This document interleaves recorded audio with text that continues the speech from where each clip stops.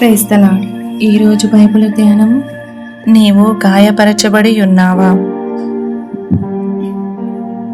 పరిశుద్ధపరచబడిన ఒక జీవితము జీవించుచు దేవుని నామమును ఉచ్చరించుచు ఆయనకు సేవ చేయు వారందరికీ ఒక భీతి గొల్పు హెచ్చరిక కలదు.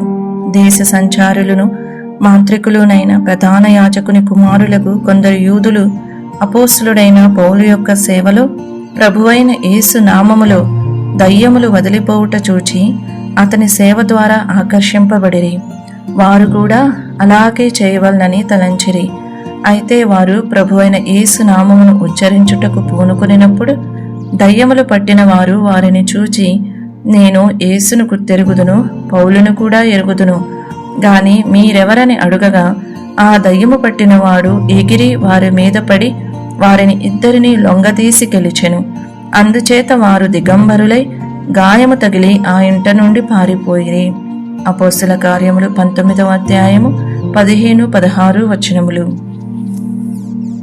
ప్రియ చదువరి, హృదయమందు సున్నతి చేయబడి పరిశుద్ధాత్మాభిషేకము పొంది రోమీలకు రాసిన పత్రిక 2వ అధ్యాయము 28వ వచనము 29వ వచనము, ఫిలిప్పీలకు రాసిన పత్రిక 3వ అధ్యాయము 3వ వచనము.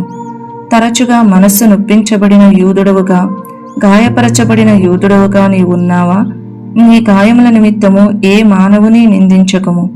బహుశా నీ యొక్క పరిశుద్ధపరచబడని స్వభావమును బట్టి దురాత్మలు నీ మీద ఆధిపత్యము చేయుటకు నీవు అనుమతిచ్చి ఉండవచ్చును.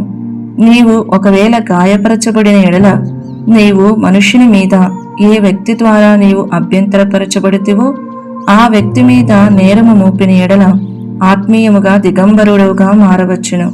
దానిని బట్టి నీవు సాతాను నిష్కలంకమైన వాడని నీవు రుజువు చేయుచున్నావు గనుక దయ్యము మిక్కిలి సంతోషించును. నీపైన అధికారము చెలాయించి నిన్ను గాయపరిచి నిన్ను దిగంబరిగా చేసిన వాడు దయ్యమే అని నీవు గుర్తుపట్టలేకపోయిన ఎడల నీవెన్నటికిని వానిని ఎదిరించలేవు. తత్ఫలితముగా నీవు సిగ్గుతో పారిపోవు వరకు అదే దురాత్మ నిన్ను మానక గాయపరచుచు బాధించుచూ ఉండవచ్చును.